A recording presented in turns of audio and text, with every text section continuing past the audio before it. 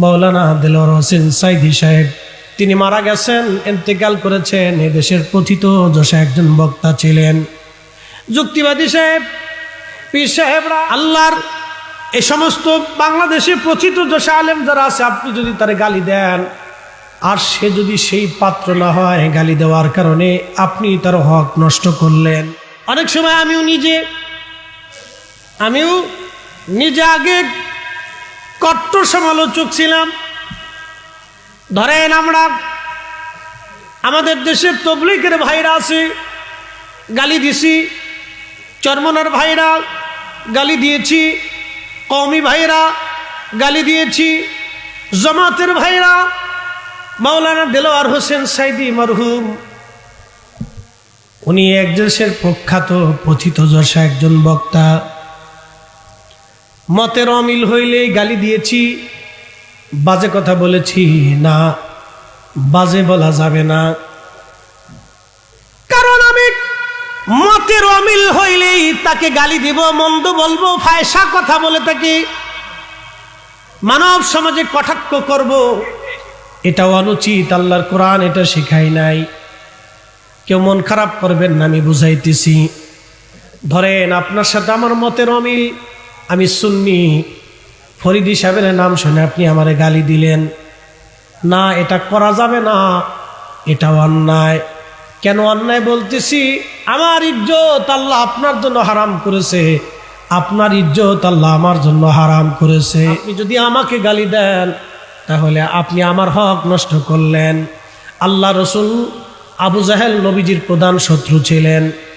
আবু জাহেল নবীকে কষ্ট দিয়েছে, মারছে, কিন্তু রসুলের জীবনে কোনোদিন একটা কটু বাক্য নবীজি আবু জাহেল সম্পর্কে করে নাই, কোন কাফের সম্পর্কে করে নাই। এটা নবীর চরিত্র। কথা বলেন ঠিক কিনা? এইগুলি আমরা যদি করি তাহলে আমাদের ভুল। কথা বলেন ঠিক কিনা? আমরা যদি করি আমরা ভুল। আমরা কাউকে গালি না দিই। একসময় আমি আগে ছিল, আমার একটা কঠোরতা ছিল, মতের অমিল হইলে তাকে কটাক্ষ করতাম। পরে যখন আমি দেখলাম যে না, আল্লাহ রসুল তো কখনো গালি দেন নাই। খাজা আজমিরি রহমতুল্লাহ দাওয়াত দিচ্ছেন, কোনোদিন গালি দিচ্ছেন তার জীবনে আছে? না, কোনোদিন খারাপ কথা বলেন নাই। বিরোধী মতের যারা আছেন তাদেরকে কখনো কটুবাক্য করেন নাই, গালি দেন নাই, তাদের নিন্দা মন্দ দোষ চর্চা এগুলি করেন নাই। হ্যাঁ, মতানৈক্য হতে পারে, কিন্তু তার জন্য আমাদেরকে কি করতে হবে? গঠনমূলকভাবে আমরা জবাব দিতে পারি যে আমার কোরআনে, আমার দলিলে এটা এটা আছে, আপনি দেখে নিতে পারেন। কি কথা কোন ঠিক কিনা?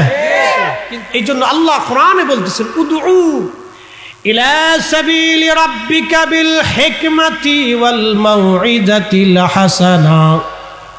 তোমরা আল্লাহর দিকে মানুষকে ডাকো সর্বপ্রথম হিকমতের মাধ্যমে, দ্বিতীয়ত ও মাউইযাতিল হাসানা, তোমরা মানুষকে ওয়াজ করে করে শোনাও, নসিহত শোনাও, দাওয়াত দাও, সুন্দর শব্দমালা দিয়ে, ভালো ভালো বাক্য ব্যবহার করে, ভদ্রচিত কথা বলে মানুষকে আল্লাহর দিকে দাওয়াত দাও। একবার জোরে বলা যাবে কি মারহাবা? তাহলে আমরা কাউকে যদি গালি দিই তাহলে এটা ভুল। এটা কি হবে? ভুল। আল্লাহ আমাদেরকে মাফ করুন। আমি নিজেও একসময় ভুলের মধ্যে ছিল, আল্লাহ আমাকেও ক্ষমা করুন। পরে যখন আমি এই দুনিয়ার তাফসীর পড়লাম, বিশ্লেষণ করলাম যে না, সুফিরা, পৃথিবীতে যত সুফি আসছে, আল্লাহু আকবার, চারু তরিকা, কাদেরিয়া, চিশতিয়া, নকশবন্দিয়া, মুজাদ্দিদিয়া, হানাফি, শাফি, মালিকি, মতানৈক্য ছিল, হাম্বলি, চার মাযহাবের আলেমদের কিন্তু মতানৈক্য ছিল, কিন্তু কেউ কাউকে কটাক্ষ কোনোদিন করে নাই। কি কথা কর না কেন? কেউ কাউরে কটাক্ষ করে নাই, গালি দেয় নাই। এটা আমাদের ভুল। এই জন্য বিগত সালে যত এরকম কথা আসছে, এগুলোর জন্য আমি নিজেও অনুতপ্ত। আমার কাছে এখন খারাপ লাগে যে আমি কেন এগুলি করছি। হয়তো একজনের কটু বাক্য ব্যবহার করছি, খারাপ লাগতেছে, যে এগুলি ঠিক না।